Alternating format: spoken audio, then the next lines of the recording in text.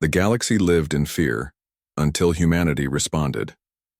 Part 1 Commander Elizabeth Warren stood on the bridge of the UESF exploratory vessel Horizon, gazing at the stars beyond the view screen. The year was 2157, and humanity had just begun its first, tentative steps into the vast ocean of space. Their ship was the pride of the United Earth Space Force, not the largest or most powerful, but equipped with the best scanning and research technology Earth could produce. "Commander, we're picking up an unusual signal near Tau Ceti E," said Lieutenant Alex Mitchell from his communications station. His fingers moved quickly across the glowing control panel. "It doesn't match any known pattern in our database." Elizabeth walked over to his station. "Show me." Alex pulled up the signal pattern on his screen. It pulsed with an odd rhythm, too regular to be natural but unlike anything humans had created. "Dr. Harris, what do you think?" Elizabeth called to her chief. Science Officer Kevin Harris studied the readings with intense focus. "It's definitely artificial, and based on the energy signature, I'd say it's from a propulsion system, but nothing like ours." Elizabeth felt her heart beat faster. After years of searching, could this be it? "Plot an intercept course," she ordered. "But keep our distance until we know what we're dealing with." The Horizon changed direction, the stars shifting on the main view screen as they moved toward the mysterious signal.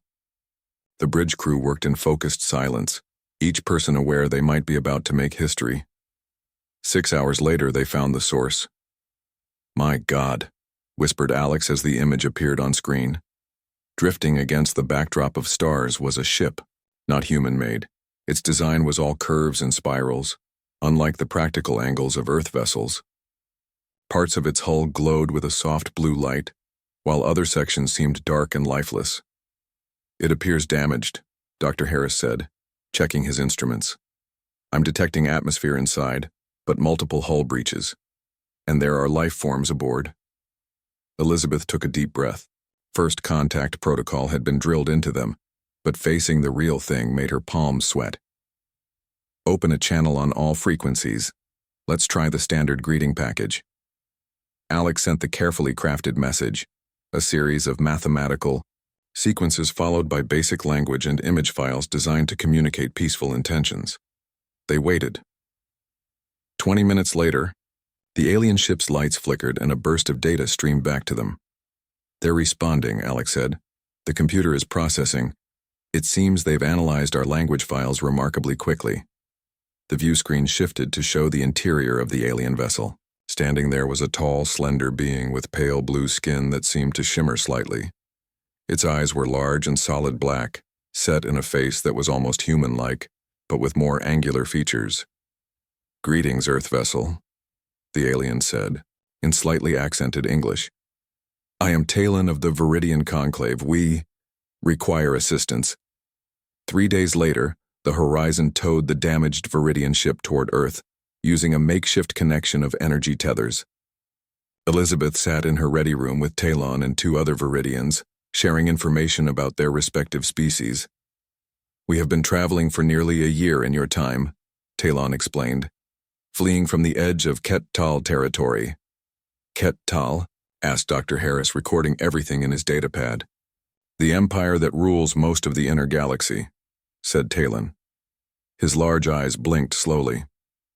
"They conquer all advanced civilizations they encounter, strip their resources, and enslave their people." Elizabeth frowned. "But they haven't found Earth." "Your solar system lies within what they call a quarantine zone," explained Talon. "Areas they deliberately avoid." "Why would they avoid us?" Alex asked. Talon's expression shifted, and what they had learned was the Viridian equivalent of a sad smile. "They fear what they call chaos species, races that evolve in isolation, developing unpredictable traits and technologies." Back on Earth, Admiral Greg Phillips listened to Elizabeth's report with a grave expression on the secure video link. Behind him, representatives from various Earth governments watched with concerned faces. "Let me understand this correctly," he said. "These Viridians claim there's an entire galactic civilization out there, dominated by a hostile empire, and they've been deliberately avoiding us." "Yes, sir," Elizabeth replied. According to Talon, the Ket-Tal Empire controls over 200 star systems. They've been the dominant force in the galaxy for nearly 1,000 years. And they're running from these Ket-Tal? Their home system was conquered. This ship carries their scientific elite. They escaped with as much of their knowledge as they could save. The Admiral rubbed his forehead. And you believe them? Their technology supports their claims, sir. Their damaged ship still has capabilities our best vessels can't match. And their historical records are extensive. 2 weeks later, the Horizon escorted the Viridian vessel into Earth orbit. News of the alien visitors had spread worldwide, causing both excitement and fear. Military forces were on high alert, while civilian populations gathered to watch the skies. Elizabeth stood in the observation lounge of the orbital platform, where Earth's leaders had gathered to meet the Viridians formally. President Olivia Mason was there, along with representatives from every major nation. "You've done well, Commander," the President said, joining Elizabeth at the window. "First contact, and you managed not to start an interstellar incident." Elizabeth smiled tensely. "Thank you, Madam President, though I worry we may still have one on our hands." "Because of this Ket-Tal Empire?" "Yes. The Viridians are convinced they'll be followed. The Ket-Tal don't allow anyone to escape their control." President Mason's reply was cut short by a sudden alarm. Admiral Phillips rushed into the room, his face pale. "Madam President, we're detecting a massive energy signature just beyond Jupiter's orbit. Something just dropped out of faster-than-light travel." Elizabeth felt her blood run cold. "How big?" The Admiral looked at her grimly. "Bigger than anything we've ever built, and it's moving toward Earth." The observation room's main screen activated, showing a distant view of space near Jupiter. A massive ship had appeared, angular and predatory in design, with glowing red energy patterns across its dark hull. It dwarfed the nearby UESF patrol vessels. "Open a channel," ordered the President. The screen shifted to show the interior of the alien vessel. Standing there was a hulking figure with gray armored skin and eyes that glowed amber. Its mouth was lined with sharp teeth that showed as it spoke. "People of Earth, I am Commander Klavak of the Ket-Tal Empire. You harbor fugitives from Imperial justice. Surrender the Viridians immediately or face annihilation." The transmission cut off, leaving the room in stunned silence. Elizabeth exchanged glances with President Mason. Humanity had just made its second first contact, and this one came with an ultimatum that would change Earth's future forever. The galaxy lived in fear until humanity responded. Part 2. The room fell silent after the Ket-Tal commander's image disappeared from the screen. President Olivia Mason turned to the Viridian elder, Talon, who had joined them in the observation room. "Is this typical of how they operate?" she asked, her voice steady despite the situation. Talon nodded slowly. "Yes. The Ket-Tal always give a chance to surrender before they attack. It is not mercy. They prefer to capture resources intact." Admiral Phillips stepped forward. "Madam President, I've ordered all UESF ships to battle stations, but you should—" "No." He paused, looking grim. "Their ship outclasses our entire fleet. Scans indicate weapon systems far beyond our capability." "How much time did he give us?" President Mason asked. 72 hours, replied Elizabeth. "That's the standard Ket-Tal ultimatum, according to Talon." The President straightened her jacket. "Then we have 72 hours to find a solution. I will not hand over refugees to face certain death." They moved quickly to the emergency command center beneath the orbital platform. Representatives from Earth's major military powers gathered around a large table, watching tactical displays of the Ket-Tal battlecruiser holding position near Jupiter. General Eric Dawson, the UESF's top strategist, manipulated the display to show various defense scenarios. None looked promising. "If we concentrate our entire fleet, we might, and I stress might, be able to damage their ship," he explained. "But not enough to disable it before we're destroyed." "What about our ground-based weapons?" asked the Chinese representative. "Our most powerful missiles would take hours to reach them," replied General Dawson. They would see them coming and destroy them easily. President Mason turned to Talon. You said your people have been fighting them. What works against their ships? Very little, the Viridian admitted. Their hulls absorb energy weapons. Their shields deflect physical projectiles. That is why we ran instead of fought. Then why do they want you so badly? Asked Elizabeth. Talon exchanged glances with the other Viridians. We were developing a new form of faster-than-light drive before they attacked. One that would be harder for them to track. They want our research. And do you have this research? Asked President Mason. Yes. It was worth saving, even at the cost of our homeworld. The President nodded slowly. Would you be willing to share this technology with us, in exchange for protection? Olivia, you can't be serious, interrupted Admiral Phillips. We can't protect them. We can barely protect ourselves. We need options, Greg, she replied firmly. All options. Talon stepped forward. We would share what we know, but implementing our technology would take time we may not have. They debated. Elizabeth noticed Dr. Kevin Harris studying the scans of the Ketal ship with intense focus. Doctor, do you see something? She asked. Kevin looked up. Maybe. Their energy patterns aren't uniform. See these fluctuations near their weapon ports? It could be a vulnerability. General Dawson moved closer. What kind of vulnerability? I'm not sure yet, Kevin admitted. But if we could get closer scans. President Mason called for attention. We need to buy time. I'll open a communication channel with Commander Klavak. Perhaps we can negotiate. The next day, President Mason stood before the communication screen. Commander Klavak's massive form appeared, his amber eyes glowing with impatience. Have you decided to comply with our demands? He asked without greeting. Commander, President Mason replied calmly. We wish to discuss alternatives. The Viridians have requested asylum under our laws. We cannot simply hand them over. Klavak made a sound like grinding stones. Your laws mean nothing to the Empire. The Viridians possess technology that belongs to us by right of conquest. Perhaps we could negotiate a technology exchange instead, suggested the President. Surely there must be something Earth can offer. This seemed to amuse the Ketal commander. You have nothing we need. Your civilization is primitive by our standards. We have been aware of your planet for centuries, but deemed you too undeveloped to bother with. His expression hardened. Until now.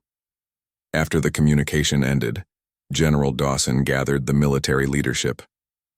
We need to prepare for the worst.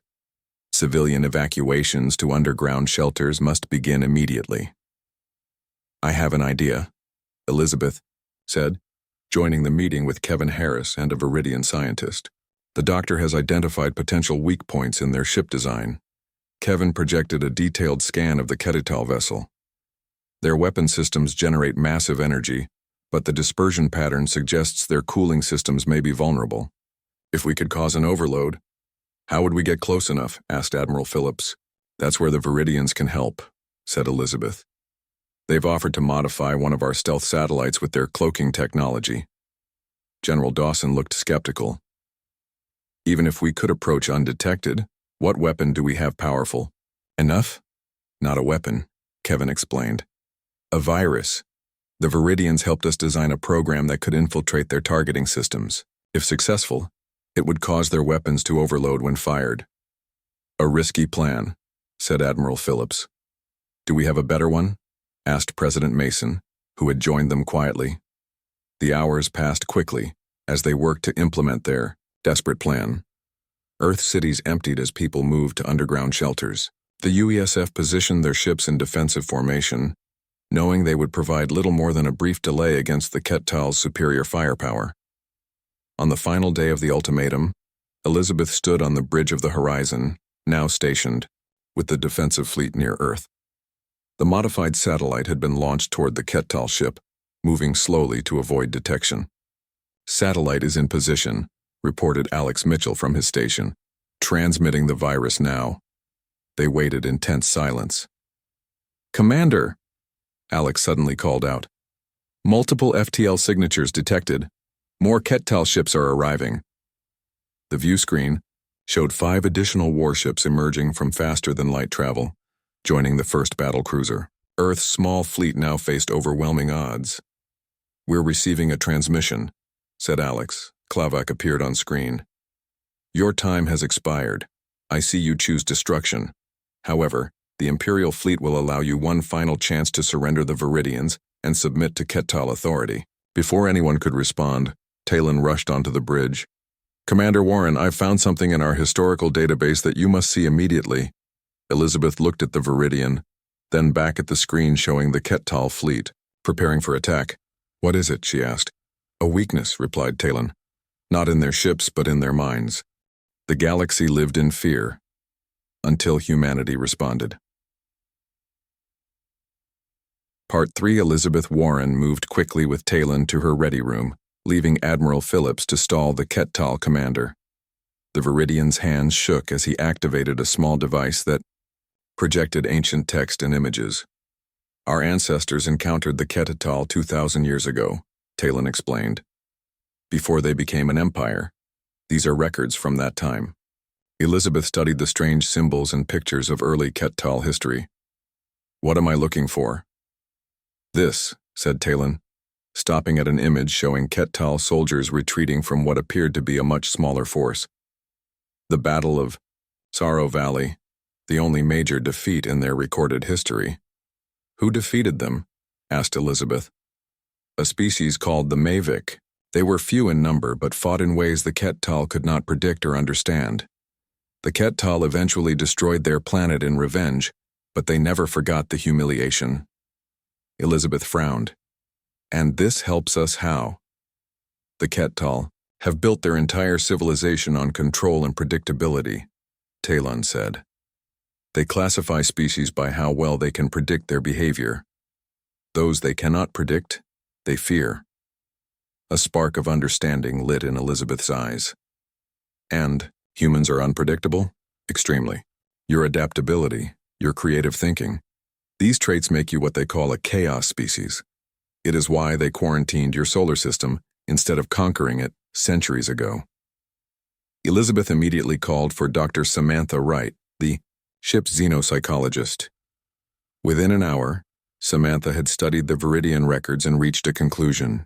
The Kettal society is built around rigid order, she explained to the emergency council. Their military doctrine never varies. They always use overwhelming force in predictable patterns. So we need to be unpredictable, said General Dawson. Fight in ways they don't expect. More than that, Samantha replied. We need to be chaotic in ways that trigger their cultural fear response. We need to make them believe we're like the Mavic. President Mason looked skeptical.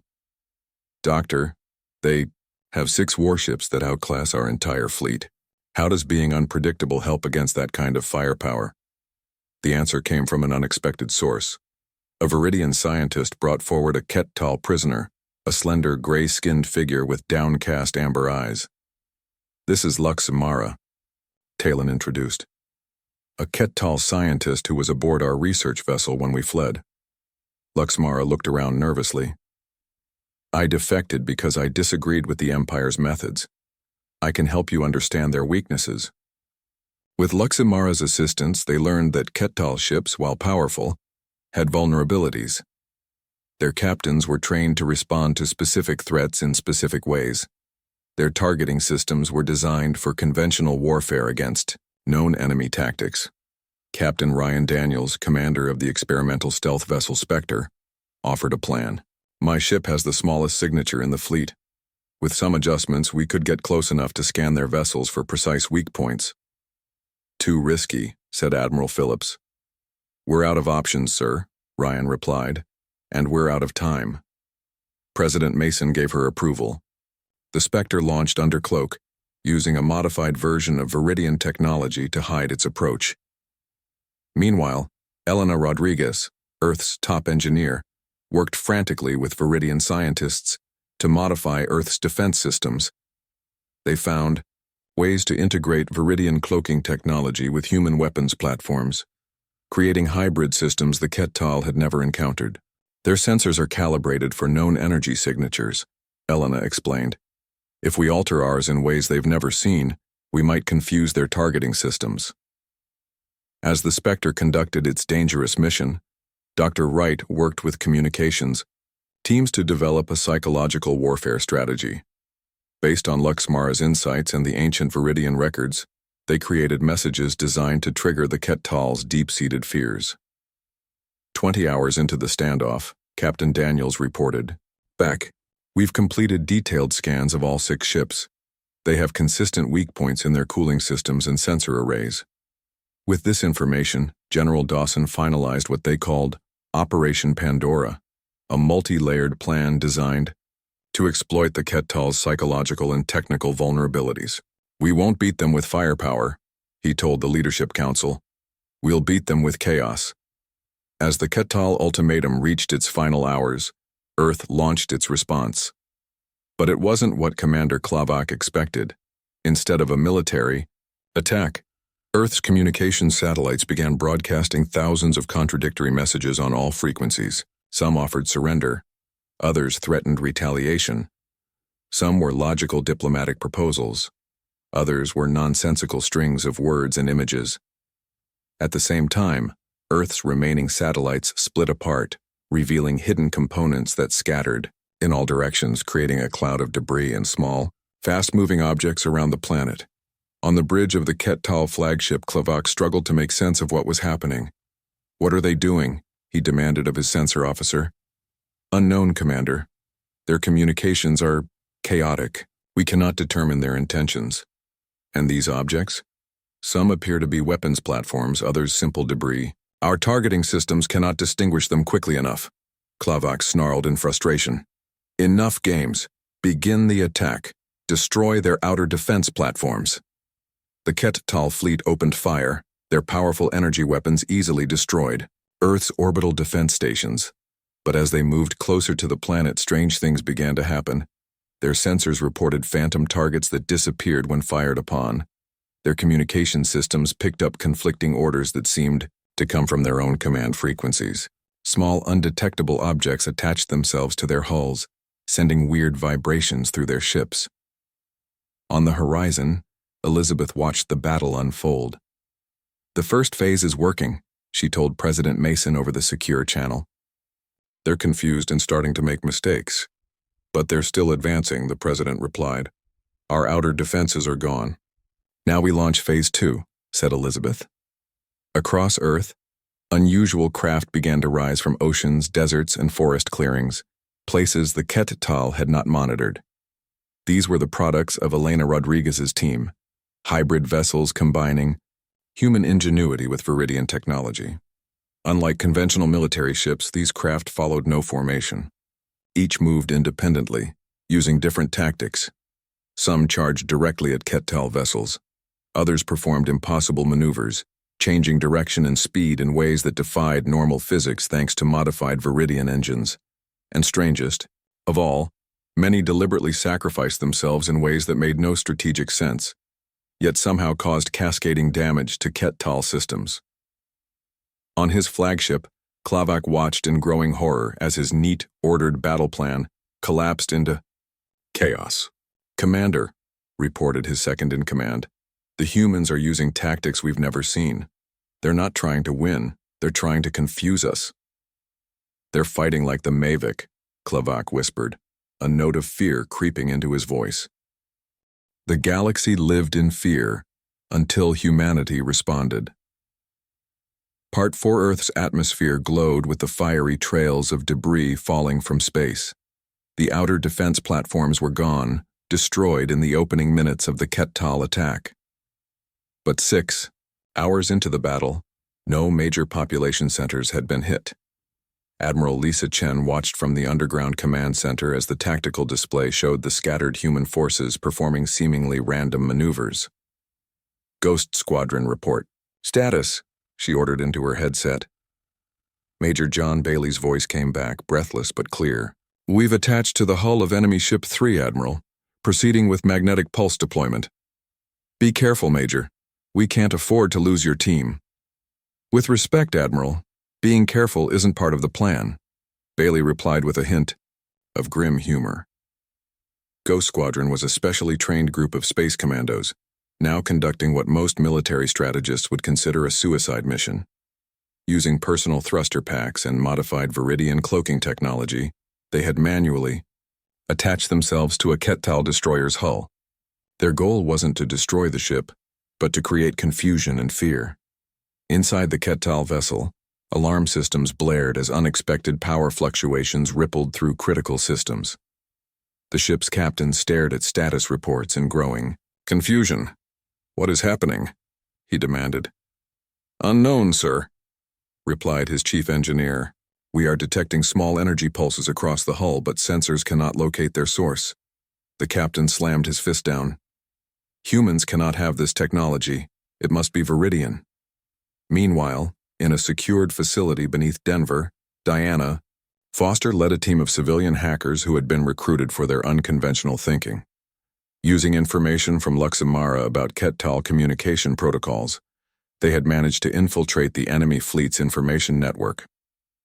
"They use a standardized system across all ships," Diana explained to President Mason during a brief update. "It's efficient but predictable. We're sending contradictory orders that look legitimate." "Will they fall for it?" the president asked. Diana shrugged. "Some will, some won't. The point isn't to fool them all, it's to make them question everything they receive." Back in orbit, the battle continued to unfold in ways no conventional military strategist would recognize. Human ships seemed to follow no discernible pattern. Some deliberately flew into enemy weapons fire, sacrificing themselves while launching small, fast-moving objects toward the Kettal ships. Others appeared and disappeared from sensors, using modified cloaking technology to strike and fade away. On the subjugator, Commander Klavak struggled to maintain control of the situation and his own rising anxiety. "Target their population centers," he ordered. "Ignore their ships." "Commander," his second-in-command said hesitantly, "the Emperor ordered us to capture their technology intact. If we destroy their cities—" "I know what the Emperor ordered," Klavak snapped. "But these humans—" He trailed off, watching as another of his destroyers reported critical system failures after a seemingly ineffective attack by tiny Earth vessels. His communications officer turned from his station. "Commander, we're receiving a priority message from High Command." Klavak straightened his posture. "Put it through." But when the message appeared on his screen, it made no sense. A jumble of orders, some contradicting others. Before he could determine if it was genuine, another message arrived, then another. "What is happening?" he demanded. "Our communication network is compromised," the officer replied, panic edging into his voice. "We cannot verify which orders are real." As confusion spread through the Kettal fleet, Major Bailey's team completed their work on the destroyer's hull. They had placed dozens of small devices that emitted random energy patterns, confusing the ship's sensors and causing systems to shut down as a safety precaution. "Charges set," Bailey reported to Admiral Chen. "Extraction in progress." But as his team prepared to disengage from the hull, they were spotted by a Kettal patrol. Energy weapons fire erupted around them. "We're compromised," Bailey shouted into his comm.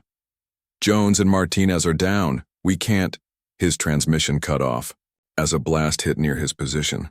Admiral Chen closed her eyes briefly. "Understood, Major. Your sacrifice will not be forgotten."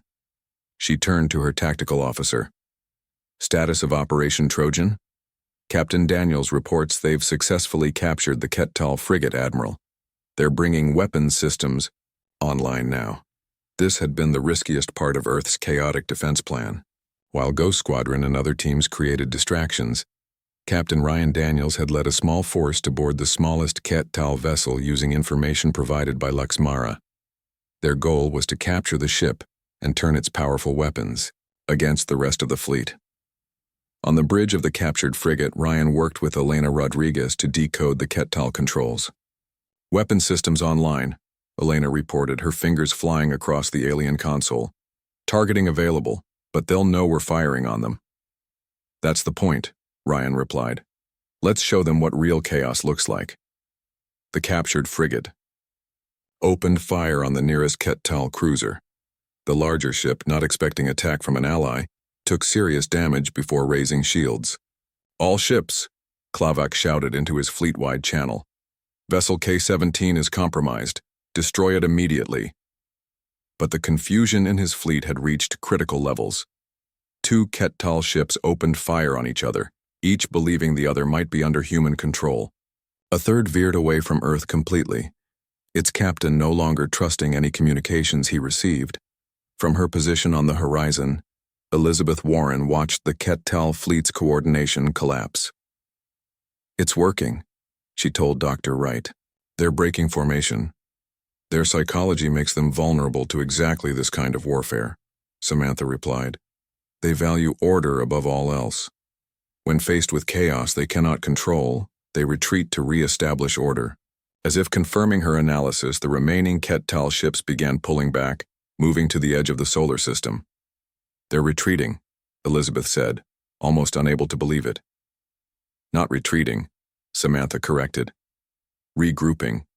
They'll be back, with a simpler, more destructive approach." In the Denver Command Center, Diana Foster made a startling discovery while sifting through the Kettal communications her team had intercepted. "Madam President," she said urgently, "I've found coordinates embedded in their transmission protocols. I think they're the locations of the Kettal homeworld and major fleet bases." President Mason looked at General Dawson. "Can we use this?" "If the coordinates are accurate," he replied, "we might be able to send a small force directly to their homeworld. A counterattack where they least expect it."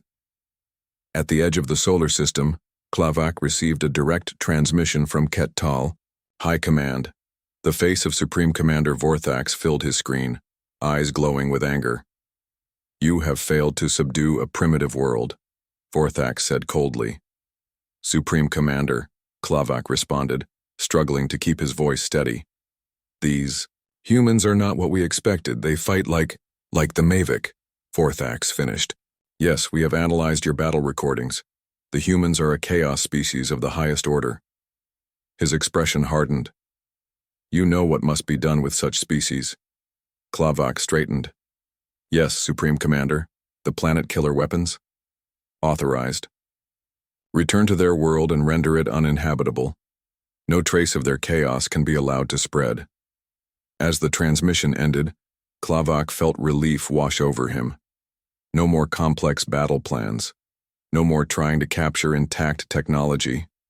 Simple, destruction was something he understood well. The galaxy lived in fear until humanity responded. Part 5. President Olivia Mason stood in the underground command center beneath the Rocky Mountains. The room was filled with military officers, scientists, and government officials working frantically to prepare for the Kettal's return. Tactical displays showed the enemy fleet regrouping at the edge of the solar system. "How long do we have?" she asked General Dawson. 12 hours at most," he replied grimly. "They're preparing their planet-killer weapons according to our intelligence." "And our plan?" The general gestured to Commander Elizabeth Warren, who stepped forward. "Madam President, we're preparing a strike team to travel directly to the Kettal homeworld using the coordinates Diana Foster discovered." "You want to attack their homeworld while they're attacking ours?" President Mason asked, skeptical. "Not attack, disrupt," Elizabeth clarified. "We believe the Kettal leadership rules through fear, keeping their own population under strict control. If we can broadcast evidence of their defeats here, it might cause enough internal chaos to force them to recall their fleet." Tylan, who had been consulting with Earth scientists, added his support. "The Kettal Empire is not as stable as they want everyone to believe. Many conquered species would rebel if they thought the Kettal could be defeated." The president looked around, to the room.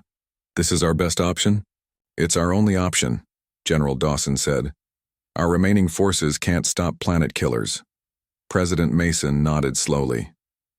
"Very well. Who will lead this mission?" "I will," said Elizabeth without hesitation. "The Horizon has been upgraded with Viridian technology. It's our fastest ship now and the only one that might reach the Kettal homeworld undetected." 6 hours later, the Horizon prepared to depart from a hidden launch facility in Antarctica. The ship had been modified with Viridian cloaking systems and a new faster-than-light drive that would allow it to travel directly to the Kettal homeworld in less than 10 hours.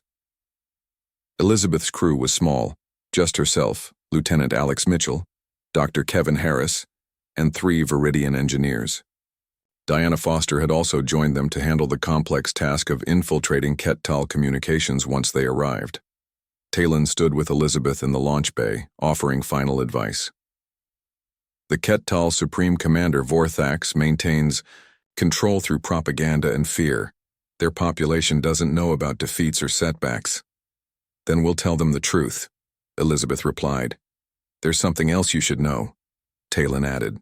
We've learned from our investigations that several other species have been watching Earth, hoping someone would finally stand up to the Kettal.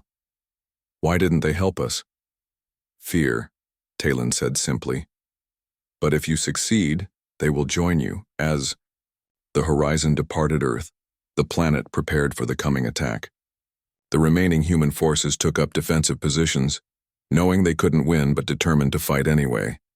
Admiral Chen coordinated the scattered Earth vessels, implementing what they now called chaos tactics, unpredictable movements, and formations designed to confuse Kettal targeting systems. Remember, she told her commanders, our job isn't to win. It's to survive long enough for Commander Warren's mission to succeed. The journey to the Kettal homeworld took 9 hours at maximum speed. The horizon emerged from faster-than-light travel in a sparse region of space near the edge of a massive solar system dominated by a red giant star. There it is, Alex said quietly, looking at the main view screen. Ket Prima, the Kettal homeworld, was an enormous planet ringed by defensive platforms and surrounded by hundreds of warships. Its surface showed sprawling cities and massive industrial complexes. How do we get past all that? Dr. Harris asked. We don't need to land, Elizabeth replied. We just need to broadcast. Using the Viridian cloaking technology, the horizon slipped, past the outer defense perimeter. Diana worked furiously at her station analyzing Kettal communication frequencies. They use a centralized broadcast system to control information, she explained. If we can tap into it, we can reach the entire planet at once. Meanwhile, back in the Sol system, the Kettal fleet began its final approach toward Earth. 6 massive ships moved into formation, preparing their planet-killer weapons. On the bridge of the subjugator, Commander Klavak felt relief. Soon the chaos would be eliminated, order restored. Begin charging the main cannon, he ordered. Target their largest population centers first.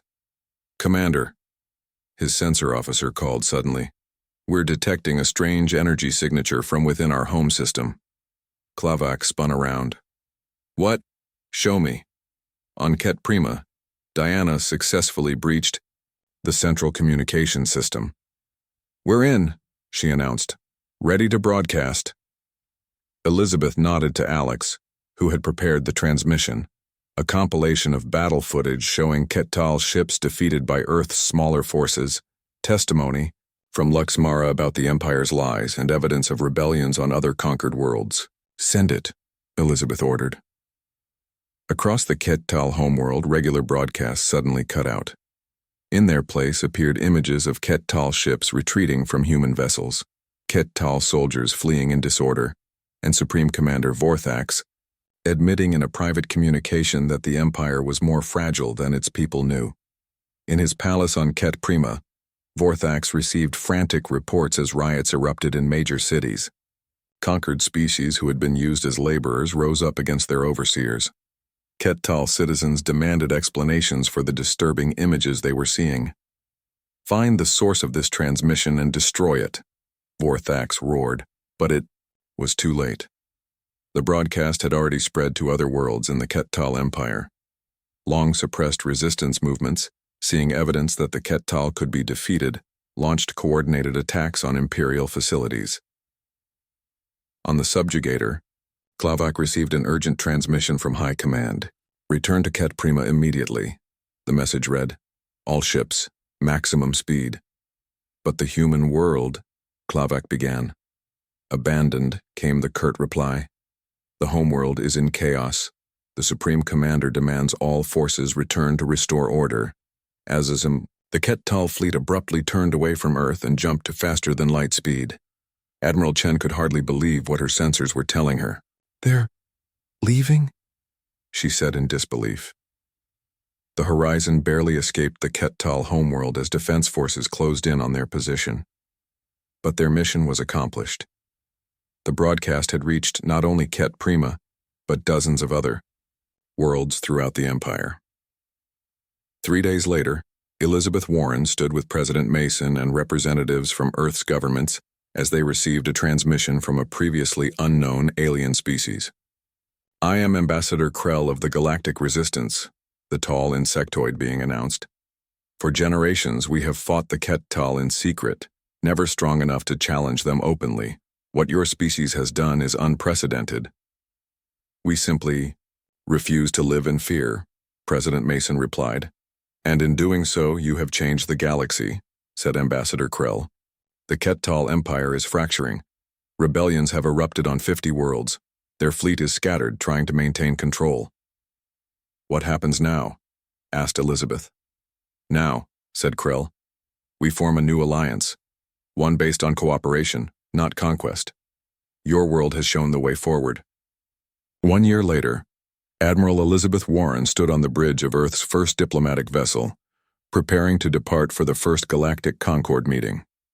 The ship, named New Horizon, carried representatives from 12 formerly oppressed species, alongside the human delegation.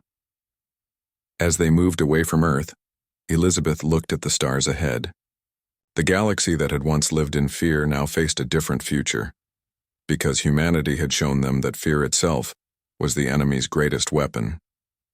"Course set, Admiral," said Lieutenant Mitchell from his station. Elizabeth nodded. "Take us out, Lieutenant. We have allies waiting for us."